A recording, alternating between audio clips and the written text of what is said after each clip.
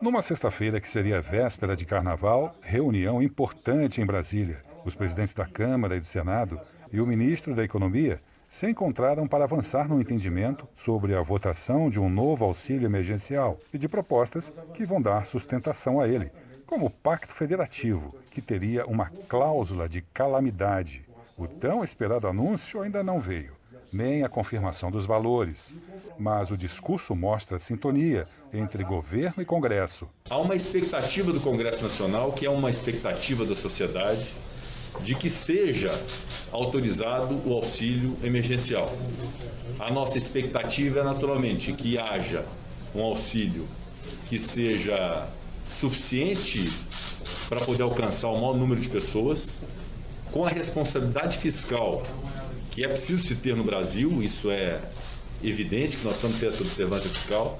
E nossa expectativa é que possamos ter no mês de março, abril, maio e, eventualmente, no quarto mês de junho, um auxílio emergencial. É fundamental que haja a possibilidade de uma cláusula de calamidade pública nessa PEC do Pacto Federativo, para que tenhamos condições para poder fazer a flexibilização necessária para que haja o auxílio no Brasil. Nós faremos o que tiver ao nosso alcance, conversando com os nossos líderes, os líderes da Câmara e do Senado, para que nos ajudem, todos juntos, possamos rapidamente influir e aprovar as pautas que o Brasil precisa, que a economia precisa, que o social precisa e que a saúde precisa. Nós estamos todos na mesma luta.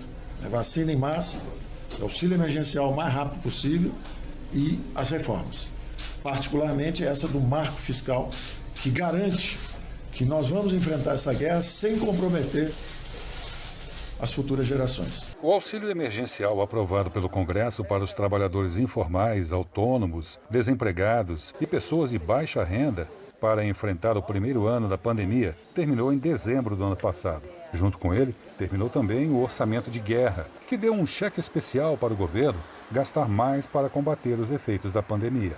Dados do Ministério da Cidadania apontam que foram 300 bilhões de reais para pagar o auxílio e que cerca de 70 milhões de pessoas receberam pelo menos um pagamento. O ano virou, o orçamento de 2021 ainda não foi analisado pelo Congresso e, segundo o governo, não há mais dinheiro para o auxílio.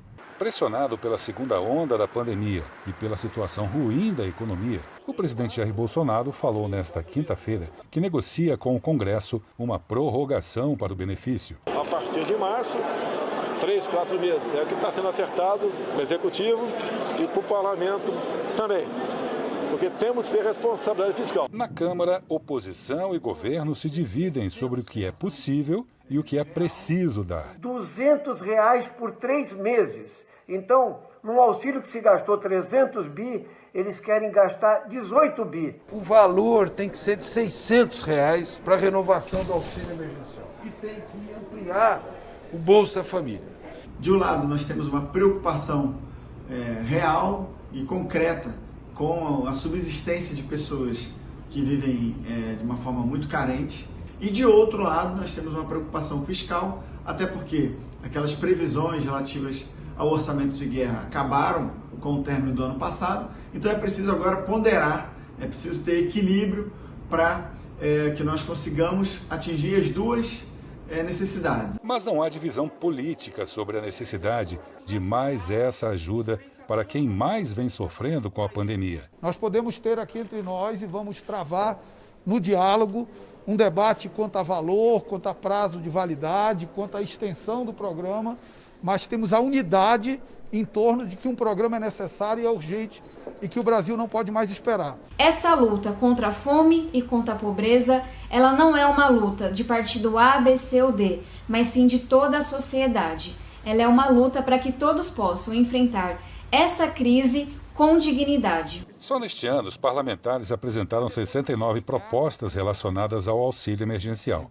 Uma delas, que prorroga o auxílio de R$600 até o fim da pandemia, é do deputado André Janones. Ele garante que há fontes de recursos para bancar o benefício e que é apenas uma questão de prioridades. O governo federal concedeu somente no ano de 2019 348 bi de incentivos fiscais, uma pequena porcentagem desses incentivos, se direcionados para o pagamento do auxílio, já seria suficiente. Então, como se diz, né, governar é a arte de eleger prioridades. Nesta quinta, respondendo a uma declaração do presidente da Câmara, Arthur Lira, de que uma solução para a questão do auxílio é urgente, o ministro da Economia, Paulo Guedes, disse que a recriação do auxílio emergencial precisa estar atrelada a um novo orçamento de guerra, embutido no novo Pacto Federativo. Para o presidente da Câmara, a responsabilidade por uma alternativa viável para financiar a volta do auxílio emergencial é do governo e não pode faltar respeito a uma regra básica. Nada fora do teto. Não há possibilidade de a princípio, você fazer nenhum movimento que quebre as regras que nós mesmos criamos. Em geral, a semana de carnaval não tem votação na Câmara. Mas como esse é um carnaval, digamos, diferente, tem votação sim, na quinta-feira, e com nada menos que 8 projetos de lei e uma medida provisória. Bom, a definição da pauta seguiu exatamente aquela promessa do presidente Arthur Lira. Os partidos trazem as suas prioridades e o que tiver consenso ou maioria entra na lista. Mas um detalhe, o conceito de maioria, nesse caso, não é maioria de líderes, mas sim maioria de deputados representados por esses líderes. Tem líder que vale 50 votos, tem líder que representa só 6 votos, por exemplo. Bom, mas vamos lá. A medida provisória que está prevista é a 1026, que desburocratiza a compra de vacinas. Sem isso, a compra teria que ser igual à de outros produtos, com licitações.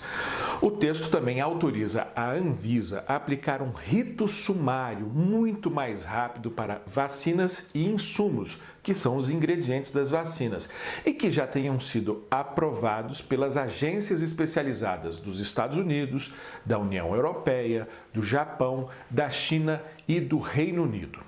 Bom, a intenção dos deputados é ampliar essa lista de países na tramitação da medida provisória. Bom, agora vamos aos projetos de lei. Um deles cria um novo tipo de crime não previsto no Código Penal, a violência institucional. Lembra o caso da modelo que acusou um empresário de estupro e, no julgamento, ela foi desrespeitada pelo advogado do acusado sem intervenção do juiz ou do promotor? Pois é, essa omissão ou a ação de desrespeitar deve virar um crime. Não atinge o caso que já aconteceu, porque a lei penal ela não volta, ela não retroage, mas pode evitar casos iguais no futuro. Um outro projeto busca melhorar a Lei Maria da Penha, obrigando que profissionais de segurança e de saúde preencham um formulário, o Formulário Nacional de Risco e Proteção à Vida. Esse formulário, com 19 questões, foi elaborado por um conjunto de especialistas do Brasil e da Europa, e ele tenta definir qual o grau de risco de uma mulher agredida e assim tomar as melhores medidas, as mais corretas na proteção dessa mulher. Tem um outro projeto que valida, durante a pandemia, os pedidos médicos feitos eletronicamente para pré-natal, que são aqueles exames para garantir a saúde da mulher e do bebê durante a gestação. Normalmente, um pedido eletrônico não é aceito para evitar fraudes. Ainda sobre a saúde dos bebês, tem um projeto para ampliar o teste do pezinho. Sabe aquele teste feito com gotas de sangue colhidas no pezinho do recém-nascido? Na rede pública, esse exame só detecta 6 doenças, mas há tecnologia disponível para detectar mais de 50 doenças, o que geralmente só é feito na rede privada.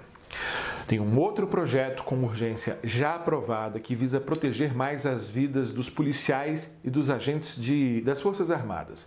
Se ele for aprovado, quem for condenado por assassinato desses profissionais vai para o regime disciplinar diferenciado, que é muito mais duro, em um presídio federal de segurança máxima. Bom, e tem um projeto de decreto legislativo na pauta que confirma o acordo de livre comércio entre Brasil e Chile, retirando quase todas as tarifas no comércio entre os dois países.